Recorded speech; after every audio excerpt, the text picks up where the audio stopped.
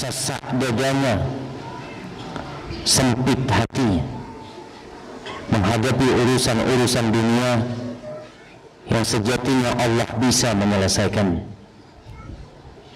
Dan kita juga meminta pertolongan kepada Allah dalam urusan agama kita, dalam ketaatan, dalam melaksanakan perintah-perintahnya dan menjauhi larangannya, dalam menegakkan hukum-hukumnya, dan dalam mewujudkan apa yang Allah inginkan dari kita. Wallahi jamaah, Allah menciptakan kita lemah. Allah mengatakan wa khuliqal insanu dha'ifa. Manusia itu diciptakan dalam kondisi lemah. Kalau bukan karena pertolongan Allah, kita tidak akan bisa melewatin kehidupan ini. Rasulullah sallallahu alaihi wasallam ketika mengatakan al-mu'minul qawi khairun wa ahabbu ilallahi minal mu'minid dha'if. Seorang mukmin yang kuat itu lebih baik dan lebih dicintai Allah daripada mukmin yang lemah. Wa fi kullin khair. Dan di setiap orang yang beriman itu ada kebaikan. Mau kuat imannya, mau lemah, selama dia beriman ada kebaikan di dirinya. Lalu Nabi SAW mengatakan ihris ala ma yanfa'uk wasta'in billah wala ta'jaz. Bersemangatlah engkau, bersungguh-sungguhlah untuk meraih apa saja yang bermanfaat buat dirimu. Apa saja yang bermanfaat buat dirimu. Baik urusan dunia atau urusan agama. Jangan jadi lemah. Wasta'in billah wala ta'jaz. Engkau minta tolong sama Allah. Ini yang penting jemaah. Kita minta tolong kepada Allah Jalla Jalaluhu. Apapun yang kita hadapi. Terkadang kita bergantung kepada manusia. Padahal Allah Rabbul Alamin. Wallahi jemaah, ana dapat kiriman video dari tsunami yang ada di Banten. Subhanallah, itu polisi menyelamatkan seorang bocah jemaah. Ada bocah, Allahu a'lam. Mungkin umurnya seumur anak-anak Yusuf. Mungkin 3,5 tahun atau 4 tahun. Entah kemana orang tuanya, mungkin juga mati. Kita tuh nggak tahu jemaah. Apa yang akan kita hadapin. Maka yang penting kita minta tolong selalu kepada Allah Subhanahu wa taala dalam semua kondisi kita.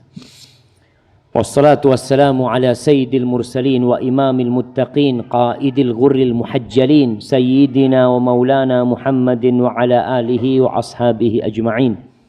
Salawat dan salam semoga tercurahkan untuk baginda Nabi kita Muhammad sallallahu alaihi wasallam yang diutus sebagai rahmatan lil alamin. Rahmat untuk alam semesta ini. Yang agamanya menutup seluruh agama yang sebelumnya ada. Menghapuskan seluruh ajaran yang ada. Dengan datangnya Nabi kita Muhammad sallallahu alaihi wasallam, dan semoga salat bersambung untuk keluarga beliau, untuk istri-istri beliau, untuk putra-putri beliau, dan untuk seluruh sahabat Nabi. Semoga Allah meridhai kita bersama mereka. Amma ba'd. Pada malam hari ini tanggal berapa jemaah? Tanggal 19 Rabiul Tsani 1440 Hijriah. Tanggal berapa? 19 Rabiul Tsani. Supaya antum nggak ingat sama kalender Masehi. Soalnya kalau kita ingat sama kalender Masehi, kita akan tahun baru. Enggak kita. Maka malu jamaah kalau ada muslim enggak hafal kalender Hijriah. Malu jamaah. Mana mau tanya? Antum. Sebutkan kalender Hijriah. Haram, Rabiul Awal, Rabiul Akhir, Dzulhijjah, Dzulqa'dah, Syawal. Antum muter-muter. Jamaah. Wallah malu jamaah. Nanti dihafalin. Wallahi sahih. Antum hidup berapa tahun? Ini mungkin masih muda nih. Berapa umur antum? 20 tahun ya, wajar lah nggak tahu lah. Kalau yang 40 tahun nggak tahu jemaah, bahaya. Padahal seluruh ibadah kita itu bergantung dengan kalender Hijriah. Ana senantiasa mengingatkan. Kita ini masih tetap saja kalau ditanya kapan puasa, oh insya Allah Mei tahun ini kita puasa. Kok bisa puasa Mei? Puasa di bulan Ramadan. Masih saja yang seperti itu terjadi jemaah. Maka harapannya umat Islam yang jumlah kita mayoritas di negeri ini jemaah, hendaklah kita mewarnai dengan warna-warna yang cerah dari agama Allah ini, yang indah. Bukan malah yang sedikit mewarnai yang banyak. Itu pertanda yang banyak ghusa, ka ghusa'iz sail, buih, nggak ada gunanya, nggak ada manfaatnya. Ekor yang senantiasa di belakang hanya untuk menutup aib dan kekurangan, tidak memiliki kekuasaan untuk memerintah, untuk mengajarkan, untuk mengajak, hanya menjadi ekor. Maka paling tidak apabila umat Islam di Indonesia ini semuanya hafal kalender Hijriah, insya Allah menunjukkan mereka adalah orang-orang yang bangga dengan peradabannya sebagai seorang muslim. Baik, kita masuk ke bab kedua, yaitu tentang firman Allah, wa in tubdu ma fi anfusikum au tukhfuhu yuhasibkum bihillah.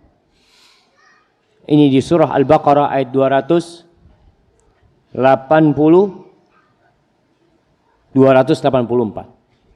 Berkaitan dengan firman Allah yang ketika ayat ini turun, para sahabat itu menghadapi sebuah kesedihan yang tidak pernah mereka hadapi. Ketika ayat ini Anda bacakan kepada antum, antum biasa-biasa aja. Oh ya. Kenapa? Karena kebanyakan kita nggak paham. Tapi para sahabat ketika ayat ini turun, mereka langsung merasa ada beban dalam kehidupan mereka yang belum pernah mereka terima. Al-Imam Muslim meriwayatkan dalam kitab sahihnya, dia mengatakan haddatsana Abu Bakar bin Abi Syaibah wa Abu Quraib wa Ishaq ibn Ibrahim wal lafdhu li Abi Bakar. Qala Ishaq akhbarana wa qala al-akharun haddatsana. Subhanallah jemaah. Antum bisa lihat detailnya para ulama dari kalangan umat Islam ketika mereka menukil agama ini kepada generasi yang sesudahnya.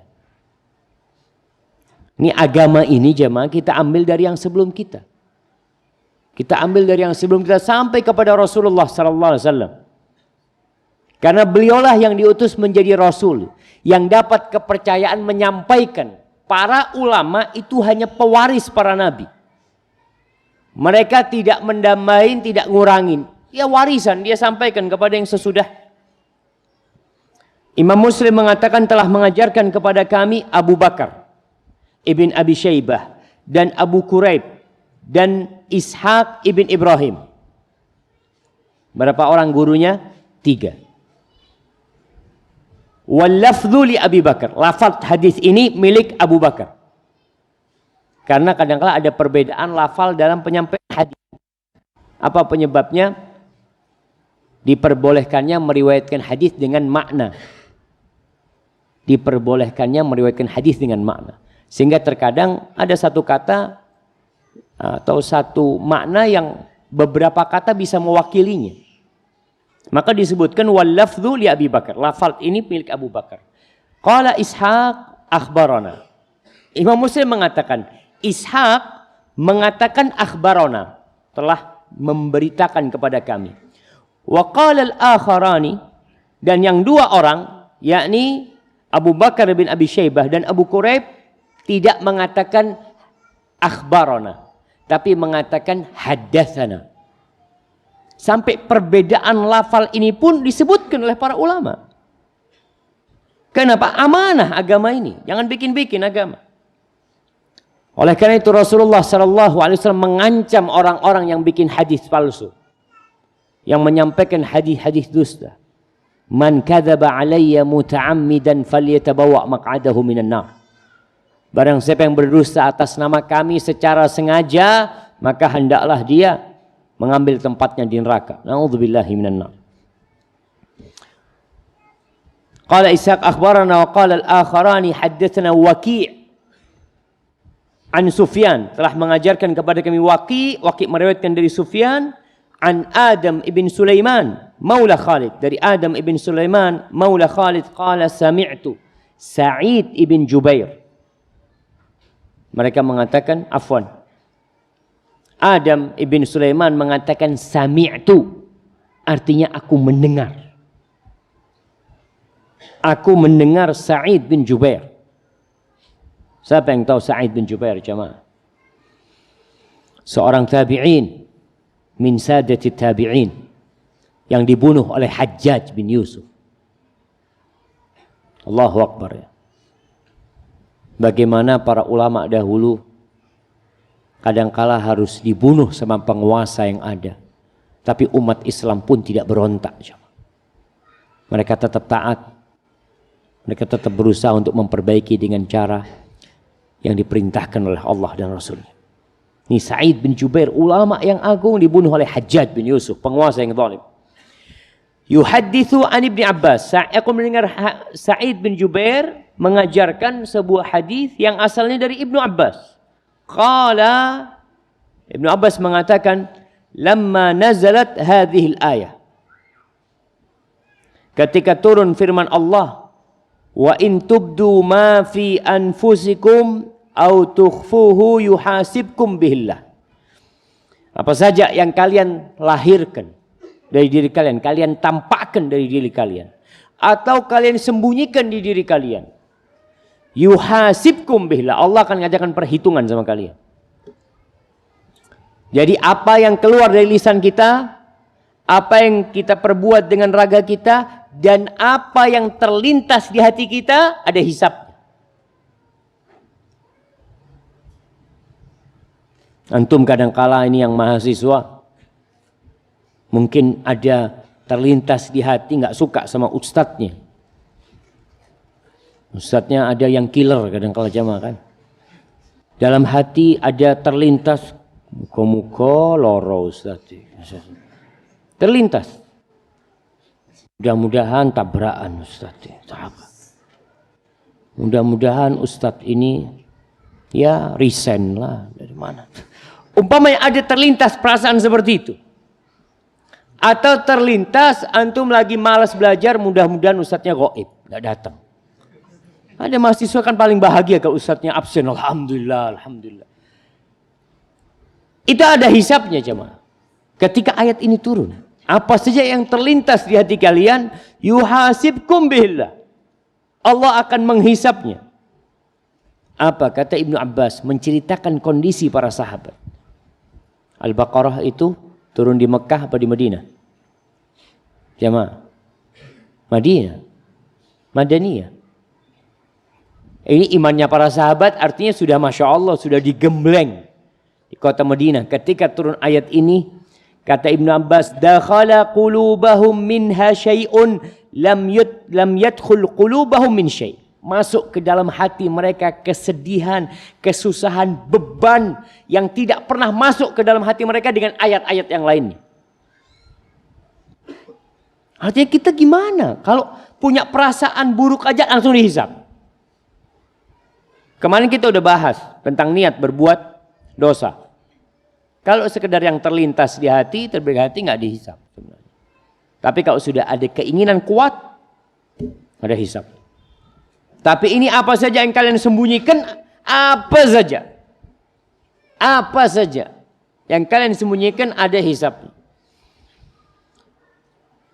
Lalu mereka datang kepada Nabi SAW mengadukan hal itu. Berat. Kita kadang-kala ada perasaan gak enak sama dalam hati kita. Lalu mereka menjumpai Nabi SAW. Apa jawab Nabi? Faqala an-Nabi sallallahu alaihi wasallam, qulu sami'na wa ata'na wa sallamna. Sudah, kalian katakan kami mendengar, kami taatin, dan kami berserah diri. Kita sudah serahkan sama Allah SWT. Di sini seorang mukmin diajari oleh Nabi SAW untuk tidak menentang syariat Allah. Merasa berat, merasa nggak mampu, udah serahkan sama Allah. Apakah akan berkata seperti perkataan orang-orang Yahudi dan Nasrani? Apa kata mereka? Sami'na wa asaina. Kami dengar dan kayaknya nggak mampu kita, kami akan langgar apa yang kami dengar. Na'udzubillah min dzalik. Fa'alqallah al-iman fi qulubihim. Akhirnya para sahabat mengatakan sami'na wa ata'na wa sallamna. Ketika para sahabat mengatakan itu, di sini jemaah, Allah menjadikan keimanan di hati mereka. Sebagian orang bertanya, Ustaz, bagaimana agar kita istiqomah? Bagaimana agar iman kita bertambah? Sami'na wa ata'na. Jangan meremehkan perintah Allah. Katakan itu sudah. Iya ya Allah, Anda akan berusaha mengamalkan hal itu. Karena ada sebagian manusia yang akhirnya meninggalkan perintah-perintah Allah, larangan-larangan Allah dia langgar karena dalam benak dia, aduh, kok repot sih agama ini. Kok kayaknya sulit gitu. Maka para sahabat disuruh mengatakan sami'na wa ta'na wa sallamna, dan mereka mengatakan itu, lalu Allah lemparkan keimanan di hati mereka. Bertambah iman mereka. Yang awalnya merasa lemah, nggak mampu, Allah tambah keimanan mereka.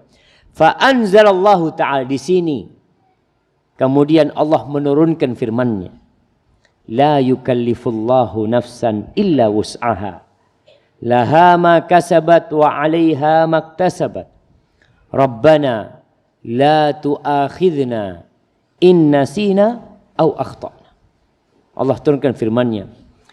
Allah tidak akan membebani hambanya kecuali sesuai dengan kemampuannya. Nggak akan Allah membebani hambanya sesuatu yang dia tidak mampu. Artinya yang awalnya akan dihisap dengan apa yang terlintas di hati, dihapuskan sama Allah. Enggak, sudah. Nggak mampu kita jemaah untuk urusan itu. Urusan cinta. Ketika seorang memiliki dua istri, kalau apa yang dia sembunyikan di hatinya dihisap, berat buat dia untuk berbuat adil dalam mencintai istrinya. Dan dia akan dihisap berat. Nggak mungkin dia mampu melakukan itu. Oleh karena itu, ketika Rasulullah SAW berdoa kepada Allah tentang apa yang beliau lakukan kepada istri-istrinya, beliau mengatakan, Allahumma hadza qismi fima amlik, fala talumni fima tamlik wala amlik. Ya Allah, inilah cara pembagianku yang aku mampu, ya Allah. Aku memohon Engkau tidak mencelaku atas sesuatu yang Engkau memilikinya dan aku tidak memilikinya. Nabi kalau urusan cinta, apa bisa sama cinta kepada istri-istrinya? Nggak bisa. Dan beliau sampaikan hal itu. Maka Allah turunkan ayat ini untuk menasah ayat yang sebelumnya. Kalau Allah tidak membebani hambanya kecuali sesuai dengan kemampuannya. Laha ma kasabat wa 'alaiha maktasabat. Bagi dia yang dia usahakan dari amal soleh. Dan akan menjadi dosa buat dia apa yang dia kerjakan dari perbuatan-perbuatan kejahatan yang dilakukan kepada dia. Rabbana. Ini Allah turunkan supaya kita mengatakannya jemaah. Rabbana la tu'akhidna in nasina au akhtana. Wahai Rabb kami, jangan hukum kami. Jangan berikan sanksi kepada kami apabila kami lupa atau kami salah. Nggak sengaja berbuat. Oleh karena itu jamaah, orang yang lupa tidak sholat. Mungkinkah orang lupa tidak sholat? Mungkin jamaah. Orang lupa tidak sholat. Orang lupa tidak bayar hutang. Mungkin antum lupa nggak bayar hutang? Mungkin. Dan benar loh jamaah, antum jangan ketawa-ketawa. Sebagian orang malu mau nagih utang. Padahal yang berhutang itu lupa. Dan benar lupa dia. Antum mau mengingatkan malu. Terus gimana? Orang itu nggak dosa loh.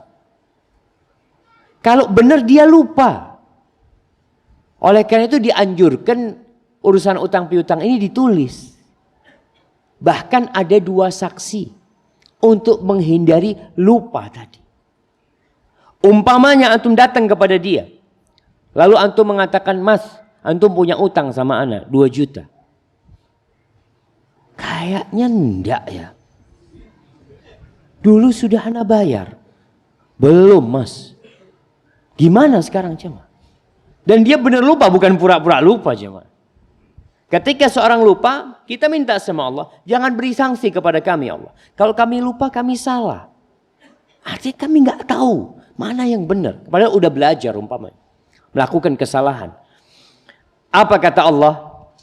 Qal qad fa'altu. Artinya aku kabulkan apa yang kalian minta.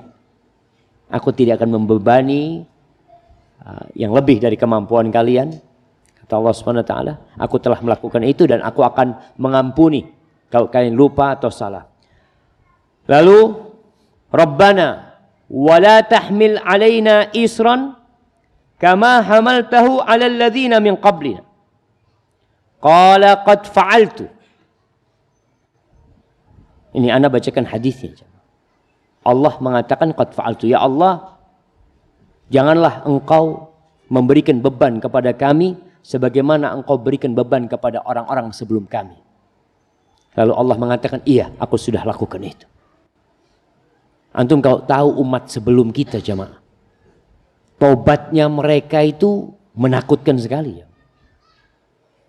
Ketika Bani Israel menyembah sapi,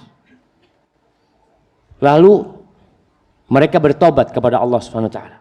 Nah, tapi tobatnya itu mereka harus dibunuh. Yang membunuh siapa? Yang tidak menyembah sapi membunuh yang menyembah sapi. Umpamanya antum punya tetangga menyembah sapi, antum tidak menyembah, antum itu harus bunuh dia. Pada hari itu yang dibunuh 70.000 orang. Mereka nggak mampu melaksanakan perintah Allah, beban buat mereka. Akhirnya Allah kirimkan kegelapan. Sehingga mereka tidak melihat siapa yang mereka bunuh. Seperti itu. Allah mengatakan qad fa'altu. Iya, aku telah melakukan hal itu. Kemudian waghfir lana warhamna anta maulana. Ya Allah, ampuni buat kami, berikan rahmatmu kepada kami, engkaulah pelindung kami. Qala qad fa'altu. Allah mengatakan, ini yang disebut hadis qudsi jemaah. Nabi SAW menceritakan Allah mengatakan hal ini. Kalau ayat-ayat ini adalah Al-Quranul Karim. Tapi ucapan Allah qad fa'altu, aku telah melakukan itu, ini yang disebut hadis qudsi. Karena Nabi SAW menisbatkannya kepada Allah Jalla Jalaluhu. Baik, dan hadis ini juga dikeluarkan oleh Imam Tirmidzi. Kemudian Imam Muslim juga meriwayatkan, mengatakan haddatsani Muhammad ibn Minhal Ad-Darir wa Umayyah ibn Bistam Al-Aishi wal lafdhu li Umayyah, dan lafaz ini punya Umayyah. Qala, keduanya mengatakan haddatsana Yazid ibn Zurai'. Kita bisa melihat bagaimana para ulama dahulu belajar itu dari banyak ustaz. Makanya antum pun harus cari banyak ustaz.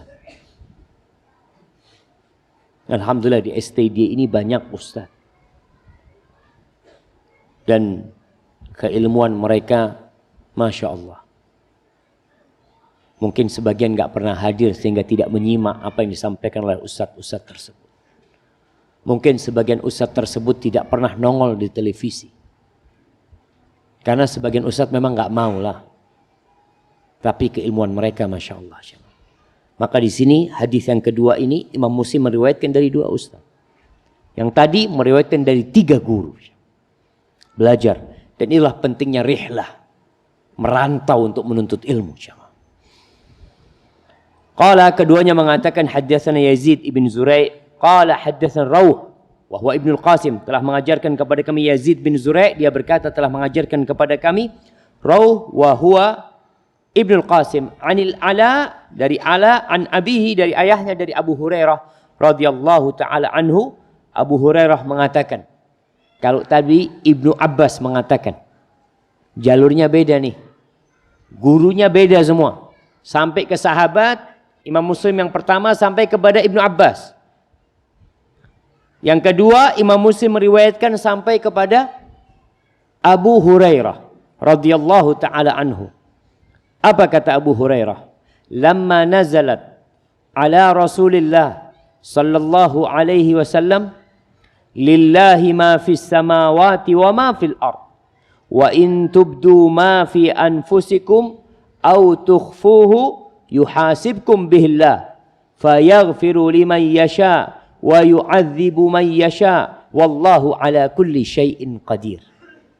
Antum lihat Ibnu Abbas ketika meriwayatkan hadis ini hanya menyampaikan potongan ayatnya. Wa in tubdu ma fi anfusikum aw tukhfuhu yuhasibkum bihillah. Abu Hurairah meriwayatkan hadis ini dan menyampaikannya dengan lengkap. Mulai dari lillahi ma fis samawati wa ma fil ard. Wa in tubdu ma fi anfusikum, milik Allah yang di langit dan di bumi. Allah jamaah. Lillah. Ini ayat yang seharusnya menambah keimanan kita. Dan setiap ayat itu menambah keimanan sejatinya. Allah mengatakan, innamal mu'minuna alladhina idza dzukirallah wajilat qulubuhum wa idza tuliyat alaihim ayatuhu zadatuhum imana wa ala rabbihim yatawakkalun. Tuh orang beriman, kalau disebutkan nama Allah bergetar hatinya. Kalau dikatakan ini Allah yang nyuruh, itu hatinya bergetar. Ittaqillah, takutlah sama Allah. Orang beriman, ya Allah, Allah itu yang nyiptakan ana. Kita bisa ngelihat orang di dunia ini jamaah.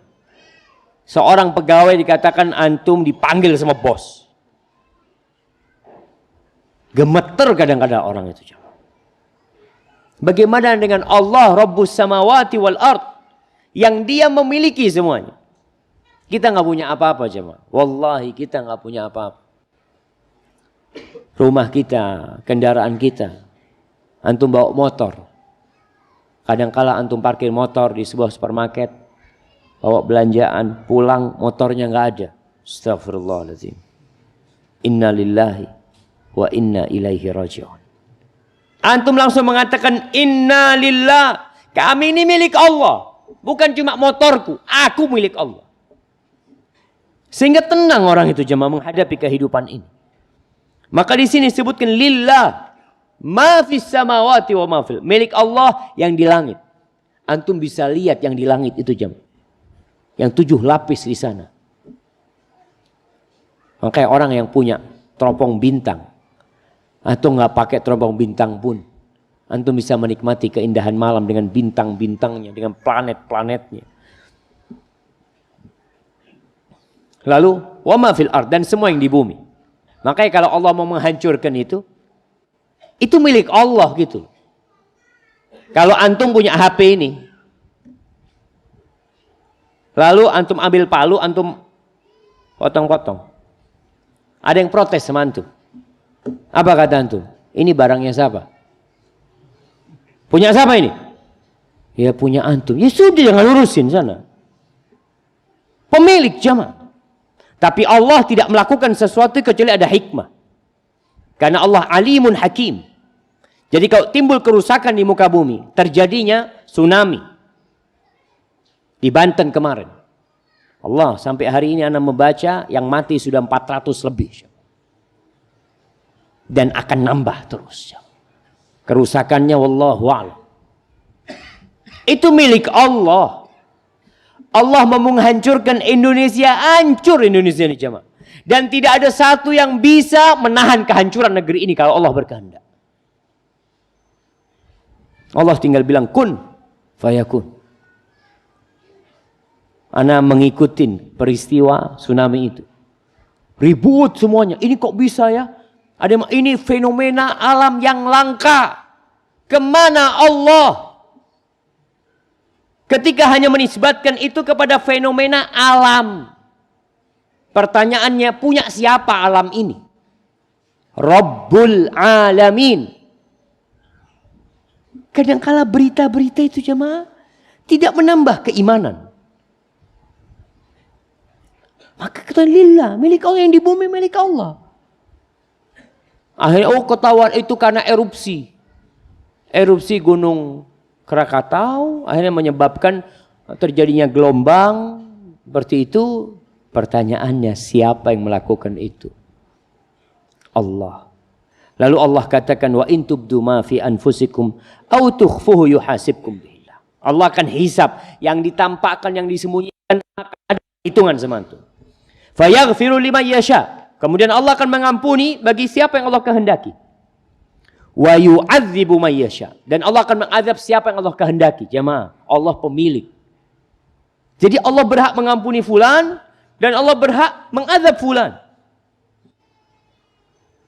Makanya kadangkala ya kita lihat di dunia aja jemaah. Sebuah perusahaan yang mem-PHK pekerjanya. Pertanyaannya, apakah pekerja punya hak untuk menuntut? Kata dia, antum kerja di sini, anak kasih makan, anak sekarang sudah cukup. Ana beli alat, wallahi jamaah, kemarin yang bilang, ana mau beli alat untuk bikin roti, Ustaz. Alat itu kira-kira ya harganya 30 miliar. Alat bikin roti, jamaah. Nanti kalau sudah ana beli itu, pekerja ya dipecat semuanya, Ustaz. Pekerjanya ada 400 orang, mungkin sampai 1000 orang. Pertanyaannya, apakah berhak mereka menuntut jamaah? Saya kok dipecat, Pak, kata dia. Ya sudah, saya nggak butuh sama kamu. Silahkan pergi. Nih kasih pesangon. Pantas dia nuntut? Enggak, alhamdulillah kamu kerja di sini, seharusnya bersyukur. Sekarang saya nggak butuh sama kamu. Ketika orang ingat sama Allah, saya nggak minta makan sama Bapak. Allah yang kasih rezeki saya. Antum keluar tenang hidup. Maka Allah mengazab siapa yang Allah kehendakin dan mengampuni siapa yang Allah kehendakin. Tapi ingat, Allah alimun hakim. Allah tidak pernah menzalimi hambanya jemaah. Allah tidak pernah menzalimin hambanya. Wallahu ala kulli syai'in qadir. Allah itu maha kuasa atas segala sesuatu. Qal, ini perkataan Abu Hurairah. Fashtadda dzalika ala ashabi Rasulillah sallallahu alaihi wasallam. Maka hal itu menjadi beban buat para sahabat Nabi. Ayat ini. Apa yang dilakukan mereka? Fa'atau Rasulullah sallallahu alaihi wa ala alihi wasallam. Thumma baraku ala rukab. Para sahabat itu datang menjumpai Nabi alaihi salatu wasallam. Lalu mereka duduk di lututnya jemaah. Enggak bersila. Duduk bersila ini santai jemaah. Mereka tidak sedang santai. Mereka sedang serius. Mereka duduk di atas lututnya. Gimana duduk di atas lututnya? Antum duduk di atas lutut antum. Nah, seperti ini, bukan bersila. Berapa lama orang bertahan duduk seperti ini? 5 menit sudah, Allahu Akbar. Tapi mereka serius. Ini menunjukkan mereka memang sedang perlu kepada Nabi sallallahu alaihi wasallam. Faqalu ay Rasulullah. Lalu mereka mengatakan, wahai Rasulullah, kullifna minal a'mal ma nutiq as-salatu was-siyamu wal-jihadu was-sadaqatu. Wahai Rasulullah, alaika salatu wassalam ya Rasulullah. Kita ini dibebani amalan yang kita mampu melakukannya. Diperintahkan kepada kami sholat, kami mampu melakukannya. Diperintahkan puasa, kami lakukan puasa. Berjihad, kami berjihad. Bersedekah, kami berjihad. Kami bersedekah. Waqad unzilat alaika hadhil ayah wala nutiquha. Dan telah diturunkan kepadamu wahai Nabi ayat ini. Dan kami nggak mampu Nabi. Nggak mampu kami. Itu di luar batas kemampuan kami. Kalau perasaan pun dihisap. Apa yang kita sembunyikan di hati dihisap. Nggak mampu kami. Qala Rasulullah SAW. Di sini Nabi SAW mengatakan kepada para sahabatnya. Aturiduna an taqulu kama qala ahlul kitabain min qablikum. Sami'na wa asayna.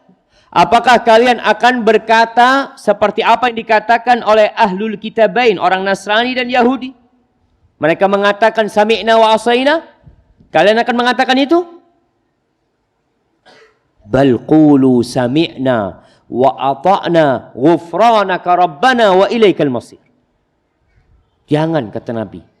Kalian katakan sami'na wa ata'na, kami dengarkan dan kami patuhi. Ghufranak, di sini minta ampun jemaah. Artinya dalam kondisi orang tidak mampu melakukan sesuatu yang Allah perintahkan, ghufranak, minta ampun sama Allah Jalla Jalaluh. Rabbana wa ilaikal masir, kita bakal balik kepadamu ya Allah. Katakan itu. Lalu para sahabat mengatakan, qalu sami'na wa ata'na ghufranaka rabbana wa ilaikal masir. Sudah. Awalnya mereka merasa terbebani. Setelah mereka mengatakan itu, mereka tidak merasa terbebani. Ya sudahlah, kita terima. Falamma qtara'ahal qaum zallat biha alsinatuhum. Ketika dibaca oleh orang-orang itu, akhirnya lisan mereka biasa ngomong itu. Sami'na wa ata'na ghufranaka rabbana wa ilaikal masir. Sami'na, akhirnya sudah menjadi biasa. Artinya beban itu mereka hibur dengan ucapan mereka. Jadi jemaah, memang kadangkala kita membaca ayat itu hiburan buat kita. Antum ketika susah, ketika punya masalah yang nggak ada solusinya, lalu antum membaca wa may yattaqillaha yaj'al lahu makhraja wa yarzuqhu min haitsu la yahtasib. Apakah ayat ini ada permohonan atau tidak? Wa man yattaqillah, barang siapa bertakwa kepada Allah, Allah akan kasih jalan keluar. Antum enggak minta apa-apa sama Allah. Antum membaca ayat ini. Wa yarzuqhu min haitsu la yahtasib, Allah kasih rezeki dari arah yang tidak disangka-sangka. Ketika antum baca itu jadi tenang, aduh Allah yang akan menyelesaikan urusan. Maka para sahabat membaca ini. Ketika sudah ada di lisan mereka, fa anzalallahu fi ithriya. Setelah itu Allah turunkan firman-Nya, amanar rasulu bima unzila ilaihi mir rabbihi wal mu'minun kullun amana billahi wa malaikatihi wa kutubihi wa rusulihi la nufarriqu baina ahadin min rusulihi wa qalu sami'na wa ata'na ghufranaka rabbana wa ilaikal masir. Nih, turun setelah itu ayat ini menunjukkan bagaimana kualitas keimanan para sahabat. Amanar Rasul. Nabi beriman. Rasul itu beriman. Dengan apa yang diturunkan kepadanya dari Rabbnya. Dari Rabbnya. Supaya faham kita jemaah. Quran ini yang kita baca bukan bikinan manusia. Bukan hasil gagasan yang dikumpulkan oleh manusia. La. Hadha kalamullah. Nazala bihi ruhul amin. Jibril yang membawa turun kepada Nabi SAW. Disebutkan Nabi beriman dengan semua yang ada dalam Al-Quranul Karim. Wal mu'minun. Kemudian disebutkan orang-orang yang beriman pun ikut beriman. Yakin. Kalau Al-Quran ini adalah kalamullah. Kullun amana billah. Semuanya beriman kepada Allah. Kepada malaikat-malaikatnya. Kepada kitab-kitabnya. Kepada rasul-rasulnya. La nufarriqu baina ahadim min rusulih. Kami tidak membedakan antara utusan-utusan Allah. Kita beriman dengan Nabi Isa alaihissalam sebagai Nabi. Kita percaya beliau utusan Allah. Allah turunkan kepadanya kitab yang namanya Injil. Allah mengatakan, wa idh qala Isa ibn Maryam ya bani Israil inni Rasulullah ilaikum musaddiqan lima baina yadayya min at-Taurah wa mubashiran bi rasulin ya'ti min ba'di ismuhu Ahmad. Aku diutus kepada kalian untuk membenarkan kitab yang sebelumnya, yakni Taurat. Dan untuk memberikan kabar gembira kepada kalian bahwa akan datang Nabi yang namanya Ahmad. Rasul yang namanya Ahmad. Kita tidak membeda-bedakan. Tapi kita tidak percaya Nabi Isa itu anak Tuhan. La. Itu sebuah kesyirikan. Sebuah kekufuran. Dan tidak mungkin kita mengucapkan selamat untuk sebuah kesyirikan dan kekufuran yang dilakini oleh seseorang. Wallahi jamaah, ana lihat kondisi negeri kita semakin menakutkan. Nggak ada sebelumnya jamaah. Allahu Akbar. Umat Islam ikut merayakan. Bahkan orang-orang penting negara ikut merayakan jamaah. Sambil mengucapkan Usama selamat. Allahu Akbar. Wallahi jamaah, kita nggak tahu bagaimana kelak kita akan mati. Kita nggak tahu. Tapi yang jelas apabila ingin istiqomah, mati husnul khatimah, sami'na wa ata'na. Seperti yang lakukan para sahabat. Jangan neko-neko dalam beragama, sudah cukuplah yang ada. Kalau antum mau berinovasi dalam kehidupan ini, berinovasi dalam urusan dunia silahkan antum. Urusan agama jangan dirusak agama Allah ini dengan inovasi, dengan modifikasi. Kita akhirnya terbelakang terus dalam urusan dunia karena merusak agama Allah Jalla Jalaluhu. Kullun amana billahi wa malaikatihi wa kutubihi wa rusulihi la nufarriqu baina ahadin min rusul wa qalu sami'na. Tuh slogan seorang mukmin, sami'na wa ata'na. Ghufranaka rabbana wa ilaikal masir. Sami'na wa ata'na jamaah. Dan antum kalau kepingin belajar jamaah, bagaimana seharusnya seorang mukmin, coba belajar dari teman-teman kita yang hidup di dunia militer, yang sebagai tentara. Kadangkala ketaatan mereka itu sampai anak ketawa-ketawa. Beberapa waktu yang lalu anak menghadiri khutbah nikah di anak seorang jenderal bintang 2. Dari hotel kita berangkat ke Masjid At-Tin yang ada di Jakarta. Hotelnya dekat.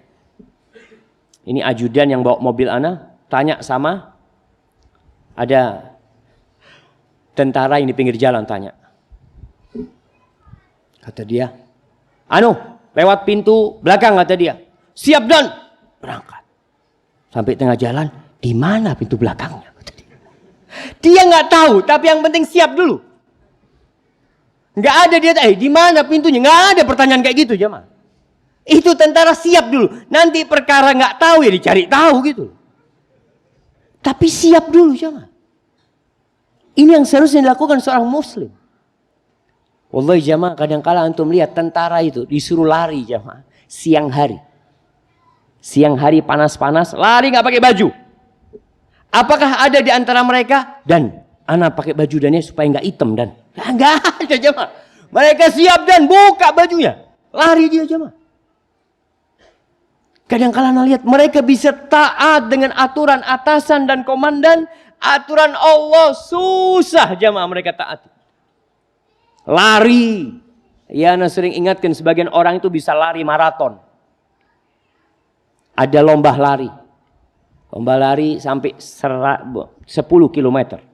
40 km. Kuat dia lari jamaah. 100 meter masjid di sebelah rumahnya nggak pernah nyampe dia. Mas, azan mas. Ya iku, kesel aku. Masjid jamaah. Lari 10 km kuat. Kenapa? Iman. Maka yang menyebabkan orang mau sami'na wa ata'na yang pertama cinta sama Allah dan Rasul.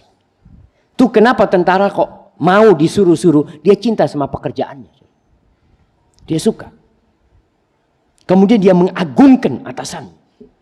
Dan kita kalau cinta kepada Allah dan mengagungkan Allah, semua perintah Allah jadi mudah. Mudah sekali. Antum bisa praktekkan hal itu dalam kehidupan kita. Dan bagaimana Nabi SAW, Allahu Akbar, sholat. Bahkan sholat itu bukan beban lagi sudah. Bukan jadi beban. Beliau mengatakan kepada Bilal sallallahu alaihi wasallam, qum ya Bilal fa'arihna bis shalah. Qum ya Bilal, bangun ya Bilal. Bikin kita istirahat dengan sholat. Istirahat dengan sholat. Bukan istirahat dari sholat. Istirahat dengan sholat. Artinya ketika orang capek, ya Allah ambil wudhu. Katanya capek antum. Iya, ana mau istirahat. Antum sholat istirahat. Ada yang seperti itu. Maka di sini seorang muslim itu slogannya sami'na wa ata'na. Jangan banyak tanya. Nggak ada tentara tanya sama atasannya sunnah atau wajib ya. Nggak ada, anak-anak yakin. Nggak tahu di sini ada Pak Samto nih. Pak Samto, boleh nggak tanya anak buah sama komandan? Pak, ini perintahnya sunnah apa wajib? Itu ditempeleng sama atasannya mah. Sahih sama. Yang ada mereka, iya. Siap dan padahal nggak tahu apa yang lakukan, siap yang penting. Yang penting siap dulu Pak Ustadz. Nanti apa kata nanti sudah. Perkara nggak mampu ya minta maaf sama komandan. Betul, kita pun seperti itu. Sami'na wa ata'na, nggak mampu, ghufranak ya Allah, minta ampun ya Allah. Ternyata aku nggak mampu ya Allah. Ghufranak, minta ampun. Nanti tapi awal dapat perintah langsung sami'na wa ata'na. Selanjutnya dilakoni, aduh nggak mampu ana.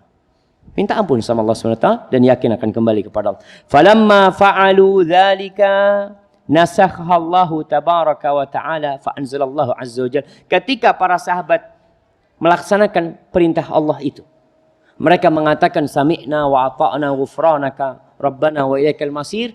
Allah hapus hukum yang pertama.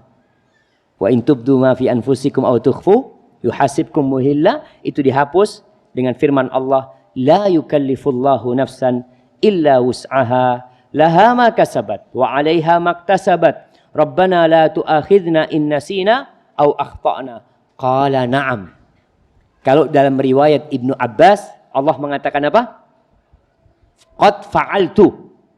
Kalau dalam riwayat Abu Hurairah, Allah mengatakan na'am. Iya, aku sudah melakukan itu. Artinya sama sebenarnya. Ini yang disebut riwayat dengan makna. Yang di awal mengatakan qad fa'altu, yang di sini mengatakan na'am, iya. Seperti itu. Rabbana wa la tahmil 'alaina isran kama hamaltahu 'alal ladzina min qablina. Qala na'am. Allah mengatakan na'am. Rabbana wa la tuhammilna ma la taqata lana bih. Ini tidak disebutkan dalam hadis Ibnu Abbas, tapi disebutkan dalam hadis Abu Hurairah mengatakan, ya Allah, jangan membebani kami sesuatu yang kami tidak memiliki kemampuan untuk melaksanakannya. Allah mengatakan qala na'am. Kata Allah, iya. Wa'fu anna waghfir lana warhamna anta maulana. Ingat di riwayat Ibnu Abbas hanya sampai anta maulana.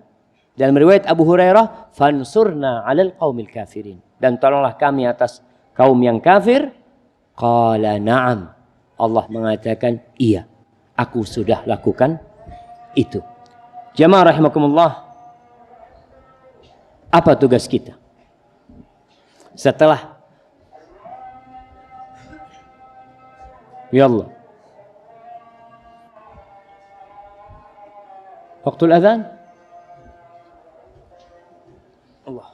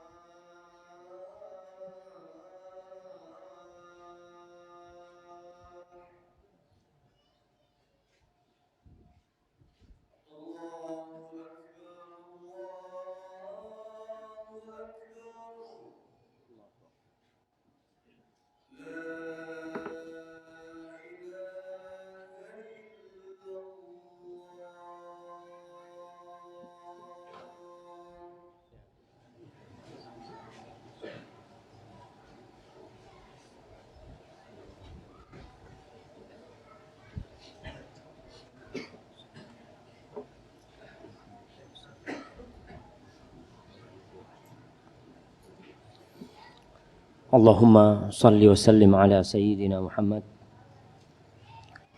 Baik, jamaah rahimakumullah. Dalam hadis riwayatkan Imam Bukhari dan Muslim dari Abu Mas'ud Al-Ansari radhiyallahu anhu, qala an-nabiy sallallahu alaihi wasallam, Nabi alaihi salatu wasallam bersabda, man qara'a bil ayatainil akhirataini min suratil Baqarah fi lailatin kafatah. Barang siapa yang membaca dua ayat yang di akhir surat Al-Baqarah di malam hari, maka itu mencukupi dia. Cukup sudah dia. Akan mencukupi dia dari segala masalah, mencukupi dia dalam penjagaan dirinya. Artinya ketika seorang membaca dua ayat terakhir ini, tolong dimaknai. Jadi bukan hanya sekedar, oh sebelum tidur anak pokoknya mau baca. Tapi tidak memaknainya. Jadi apa yang didapatkan oleh para sahabat Nabi, terkadang kita tidak mendapatkannya disebabkan kita membaca tanpa makna. Pokoknya mocong. Maka mudah-mudahan setelah kita mengkajinya hari ini, antum kalau baca sudah ingat. Wa qalu sami'na wa ata'na ghufranaka rabbana wa ilaikal masir. Itu dibaca Rabbana la tu'akhidna. Ada perasaan Allah tuh jawab apa yang antum katakan. Allah mengatakan na'am. Lalu kita tidak memaknainya. Kemudian tatkala seorang mukmin menjalankan perintah Allah tanpa banyak bertanya. Yang penting dia perintah, bismillah ana lakukan. Jangan tanya, kenapa ya? Kok nggak boleh? Kenapa babi kok haram? Kenapa darah kok haram? Ada yang bertanya seperti itu, jemaah. Pertanyaan kenapa ini menunjukkan biasanya orang memang ya masih lemah imannya. Lihat para sahabat Nabi ketika diharamkan khamar, Allah mengatakan fahal antum muntahun? Apakah kalian akan selesai meninggalkan khamar? Intahaina. Karena sudah selesai sudah. Nggak ada yang minum khamar mengatakan ini masih ada sisa satu kerak ini. Sayang ini. Ana mau tobat pekan depan lah insyaallah. Nggak ada. Dibuang sama mereka langsung. Ketika wanita-wanita para sahabat turun perintah untuk berhijab. Ini surat An-Nur dan surat Al-Ahzab. Dan suaminya pulang membacakan itu kepada istri-istrinya, kepada putri-putrinya. Itu nggak ada wanita yang mengatakan, kenapa ya kok disuruh pakai jilbab? Nggak ada. Dan tidak ada satupun di antara mereka yang akhirnya, oh ya insya Allah besok anak mau jahit baju. Nggak ada. Itu kain-kain yang ada di jemuran dipakai sama mereka langsung. Makanya jamaah bicara kerudung itu nggak harus warna hitam jemaah. Antum mau pakai warna coklat, mau pakai warna hijau, mau wungu, mau pink. Yang penting tidak menarik orang untuk memandang antum. Boleh nggak Ustaz pakai abaya batik Ustaz? Boleh-boleh aja. Yang penting tidak membuat orang jadi mandangin antum. Bahkan warna hitam memang pada waktu itu disebutkan ka'anna ala ru'usihinnal ghirban. Perempuan-perempuan itu akan ada burung apa? Burung gagak di atas kepala mereka karena yang mereka pakai adalah warna hitam pada waktu itu. Tapi itu bukan menandakan warna itu sunnah, bukan. Jadi kadang-kala warna hitam itu pun bermasalah di satu kampung. Satu orang pakai warna hitam, aduh, ono teroris di kampungnya kita ini. Karena hanya satu yang pakai warna hitam. Tapi kalau semua pakai warna hitam, kebanyakan pakai warna hitam nggak ada masalah. Maka kita harus pahamilah sunnah ini dengan benar supaya kita tidak salah kaprah. Jadi pakai jilbab ada aturannya. Aturannya nggak boleh ketat, nggak boleh transparan, nggak boleh libasus syuhra, nggak boleh zina yang perhiasan yang membuat orang pada memandangin dia seperti itu. Dan tidak ada juga aturan abaya itu harus pakaian apa? Pakaian terusan. Jadi kalau potongan nggak boleh nggak apa-apa.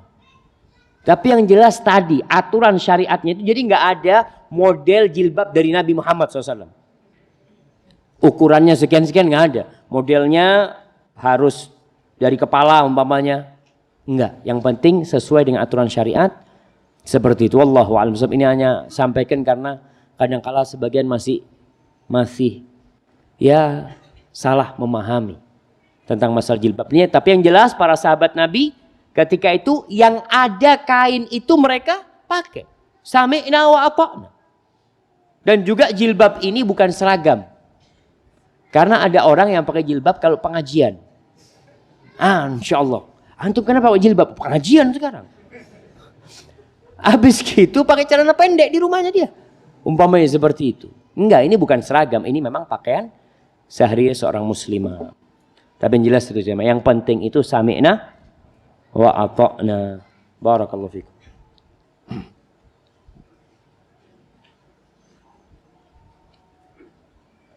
Assalamualaikum warahmatullahi wabarakatuh. Ustadz, bagaimana agar kita bisa merasakan ketenangan dalam beriman kepada Allah sebagaimana ketenangan yang sudah didapatkan oleh Nabi Ibrahim alaihissalam? Meminta hal itu kepada Allah Subhanahu wa taala. Jazakallahu khairan. Naam jamaah, kalau bicara meminta ketenangan kepada Allah dalam urusan keimanan jamaah. Al-yakin. Yakin itu adalah puncak dari keimanan. Sekarang bagaimana mendatangkan keyakinan itu? Ya kenali Allah Subhanahu wa taala. Dan Allah sudah berikan contoh yang dengannya kita bisa tenang dalam beriman. Kalau bicara kekuasaan Allah Jalla Jalla kebesarannya, antum bisa melihat tsunami. Kita bisa lihat tidak ada yang bisa menyelamatkan suatu tempat ketika bencana itu datang. Kalau datang tsunami datang nih, kelihatan tsunami datang, lagi air itu surut ya, masuk ke dalam laut, lalu mau balik nih. Lalu panglima tentara mengatakan semua siap di sini. Lalu apa? Kita akan menghadapi tsunami. Tidak ada jemaah. Yang ada kabur semuanya. Nggak ada, manusia nggak mampu berbuat apa-apa. Ketika bicara keyakinan Allah menghidupkan dan mematikan, Masya Allah. Dalam Al-Quranul Karim Allah kasih banyak contoh. Bagaimana Allah menghidupkan dan mematikan. Hujan yang turun. Antum bisa lihat depan STDI ini jemaah. Beberapa bulan yang lalu rumputnya itu coklat semua jemaah. Sekarang antum melihat itu sudah ilalangnya tinggi-tinggi. Allah mencontohkan Allah bisa menghidupkan yang mati dengan seperti itu. Maka baca Al-Quranul Karim agar antum bisa yakin seperti yakinnya Nabi Ibrahim alaihissalam. Dan kita minta kepada Allah, berdoa minta, Allahumma inna nas'alukal huda wat tuqa wal afaf wal ghina. Ustaz, ana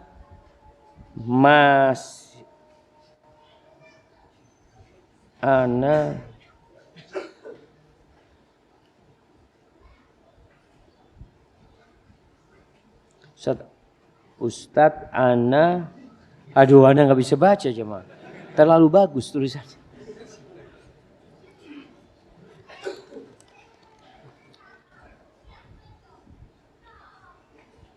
Apakah Allah tahu isi hati seorang hamba jika namanya disebut dalam doa?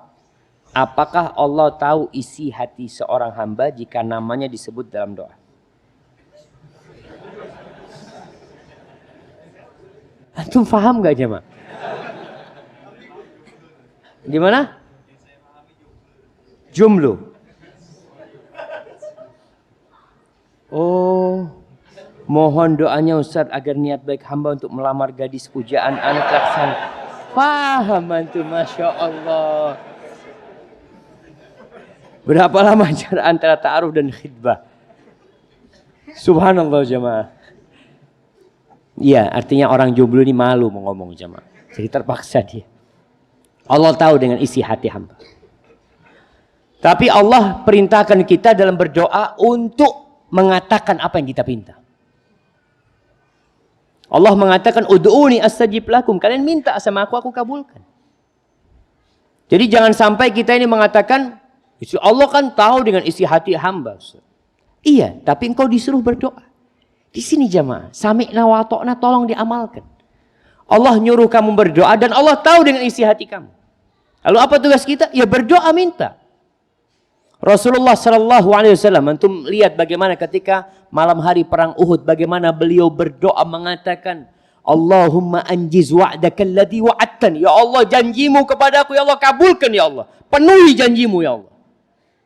Itu Allah tahu dengan isi hati Nabi Muhammad sallallahu alaihi wasallam, tapi Nabi berdoa dan diucapkan dalam lisan jemaah. Maka yang namanya doa diucapkan. Jadi kalau antum dikatakan melamar gadis pujaan, nah ini kan antum melamar, antum bisa diterima, bisa ditolak. Dan siap untuk ditolak. Kalau diterima nggak perlu persiapan jemaah. Betul, kalau untuk diterima antum nggak perlu persiapan, tapi kalau ditolak ini yang perlu persiapan. Ditolak enggak ya, bukan diterima yang dibicarakan. Karena kalau ditolak itu sakit hatinya jemaah. Dan buat yang ngelamar ini, antum jangan lebay. Kalau mertua mengatakan, maaf ya anaknya masih mau kuliah, kata dia. Tidak apa-apa, saya tunggu pak, kata dia. Antum itu ditolak, dosa banyak. Betul, itu ditolak, itu bahasa yang halus. Maaf anaknya masih kecil. Kalau gitu umur berapa saya balik ke sini lagi? Maka antum harus siap. Berapa lama jarak antara ta'aruf dan khidbah? Nah, untuk ta'aruf jemaah, ta'aruf ini tolong difahami. Ta'aruf itu artinya apa sih? Mengenal. Dan nggak harus antum ngobrol sama dia. Nggak harus antum berbicara sama dia. Komunikasi nggak harus. Bisa jadi ta'aruf itu lewat orang lain. Antum kirim orang, kirim intel. Betul, kasih full sini 1 juta. Tolong cari tahu tentang fulana. Dia cari tahu ke tetangganya, dia cari tahu ke sohibnya, dia cari tahu. Kalau antum ngobrol sama dia jamaah, oh dia wanita yang baik. Anti siap enggak hidup sama anak susah? Oh siap. Anti siap enggak untuk berjilbab syar'i, Mas? Kalau antum jadi suami anak, jantung anak diminta anak kasih. Ini belum jadi jamaah, belum jadi. Kalau sudah menikah lain lagi ceritanya. Makanya untuk ta'aruf itu memang cari tahu kirim orang jamaah. Terakhir baru nadhor. Baru nadhor. Setelah antum yakin anak pas sama perempuan ini. Kayaknya udah pas. Informasi yang anda dapatkan alhamdulillah udah cukup. Anak sekarang mau nadhor. Antum mau lihat dan anak mau bicara. Boleh, fadhal. Karena antum sudah dapat informasi yang akurat. Tinggal sekarang antum mau bicara sama dia apa mungkin yang antum mau sampaikan kepada dia.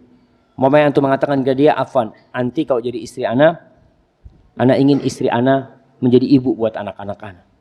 Anak akan cukupin, urusan rumah tangga. Karena ada wanita yang mau kerja kan.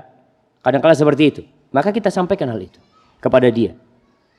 Itu setelah tadi proses ta'aruf yang tidak harus dia tahu. Antum mencari tahu tentang dia. Antum ikut di Facebooknya dia. Antum ikut di IG-nya dia. Nggak apa-apa. Hanya untuk melihat ini gimana, siapa teman-teman dia. Karena ada akhwat yang Masya Allah. Dia akan tertutup.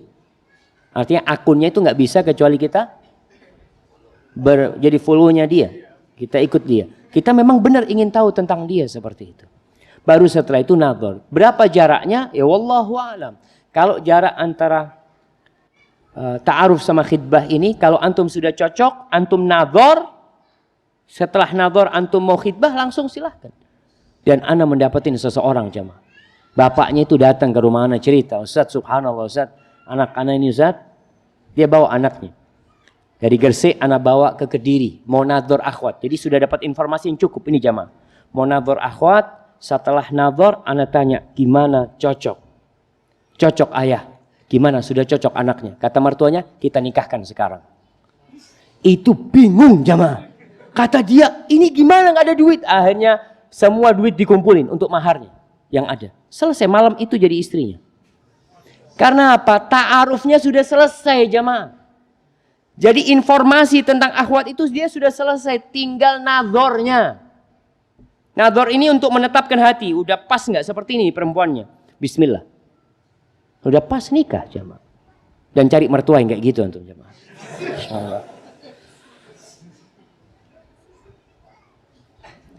Ustaz, bagaimana dengan saya yang setiap hari berkeinginan segera menikah? Namun Allah belum pertemukan jodoh saya.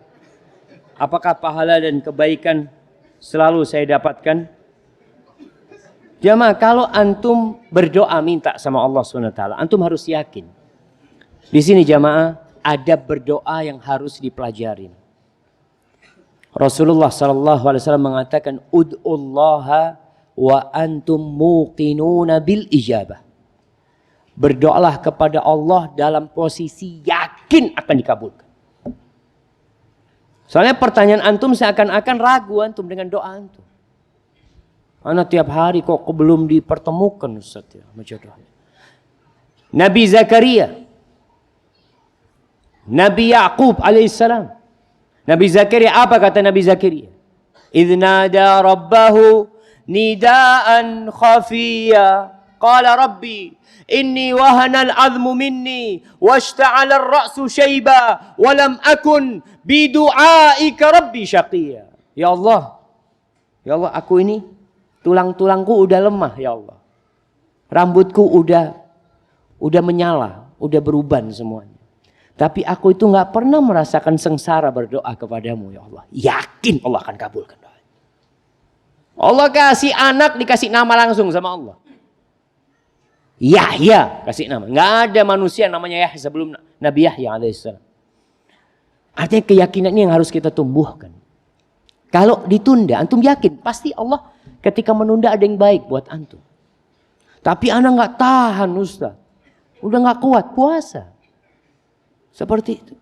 Dan juga perlu istighfar. Mungkin ada dosa-dosa antum. Mungkin antum makan haram. Sehingga doanya tidak dikabulkan. Maka perlu seorang mengevaluasi diri ketika doanya belum dikabulkan.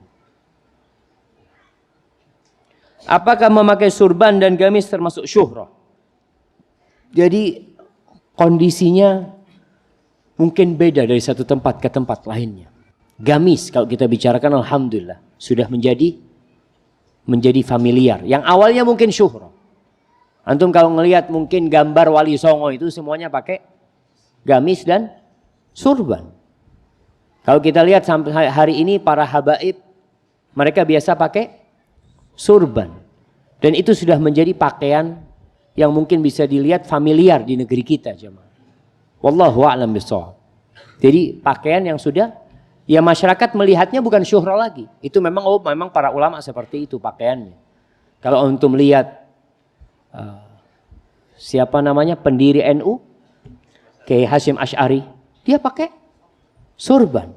Kalau antum melihat pendiri Muhammadiyah Ahmad Dahlan, dia pakai surban. Dan keduanya pakai jenggot juga, cuma. Iya pakai jenggot mereka. Artinya itu pakaian yang sebenarnya familiar di negeri kita, hanya ya wallahu alam di sebagian tempat mungkin belum familiar, tapi secara umum ana lihat itu menjadi pakaian yang biasa dipakai. Wallahu alam. Oh ini pertanyaannya. Oh ini tadi. Ustaz, ana ingin bisa berbahasa Arab. Apa mungkin ana bisa hanya dengan belajar melalui internet di YouTube? Mungkin jemaah. Mungkin saja, asalkan dipraktekkan. Jadi ada lawannya. Karena kalau kita belajar di internet itu kadang-kala antum ngomong sendiri kan. Kayaknya sudah benar. Ketika ngomong sama orang salah semuanya ternyata. Karena nggak ada yang mengkoreksi. Bahasa ini perlu ada yang mengkoreksi.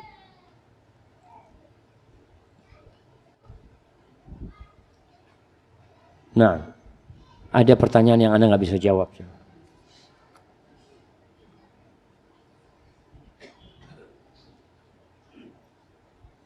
Nah, bagaimana hukum bermajelis dengan ahlul bid'ah? Semisal bertemu ke rumah ahlul bid'ah untuk bicarakan kebersamaan dalam kesamaan dan toleransi dalam perbedaan. Jamaah, ketahuilah, yang namanya duduk sama ahlul bid'ah itu kondisinya berbeda-beda. Kalau kita dan ahlul bid'ah ini macam-macam. Jangan berpandangan ahlul bid'ah itu cuma satu macam. Ada bid'ah yang mukaffirah. Bid'ah yang pelakunya sudah kafir. Mengeluarkan dari Islam. Seperti bid'ahnya siapa? Seperti bid'ahnya astagfirullahaladzim. Sebagian Syiah, Rafidhah. Seperti bid'ahnya, anak kok jadi lupa sama nama-nama mereka. Allahumma salli wa sallim. Wallahi nasib. Tapi yang jelas ada bid'ah hululiyah. Orang-orang yang mengatakan Allah menyatu dengan makhluk. Itu ada yang seperti itu. Seperti modelnya Syekh Siti Jenar yang akhirnya oleh Wali Songo dihukum, dibunuh. Ada bid'ah-bid'ah yang memang mengeluarkan dari Islam. Ada bid'ah-bid'ah yang tidak. Kemudian ada bid'ah asliyah, ada bid'ah idhafiyah. Sehingga berkaitan dengan bermajlis dengan ahlu bid'ah. Bermajlis itu macam-macam.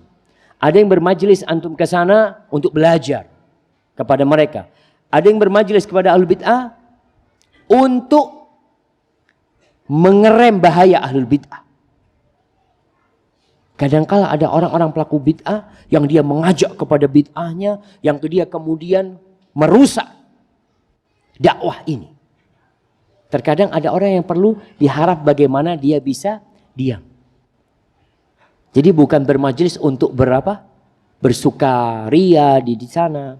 Makanya yang perlu kita lihat. Jadi jangan sekedar melihat orang duduk sama ahlul bid'ah kemudian antum mengatakan, oh panjang ini bodoh. Maka itu perlu yang kita lihat apa sebenarnya yang menyebabkan dia duduk. Kadangkala untuk diskusi, kadangkala untuk membicarakan hal-hal yang memang perlu dibicarakan dengan mereka. Bagaimana dengan orang yang meminta-minta tapi dia pergunakan memang untuk kerja? Kalau ditanya bilangnya alakoh. Kita jadi was-was dengan, kalau dibilang alakoh, kita jadi was-was dengan sodakoh. Kalau pas ketemu yang seperti itu. Faham itu jemaah? Bagaimana dengan orang yang meminta-minta tapi dia pergunakan memang untuk kerja?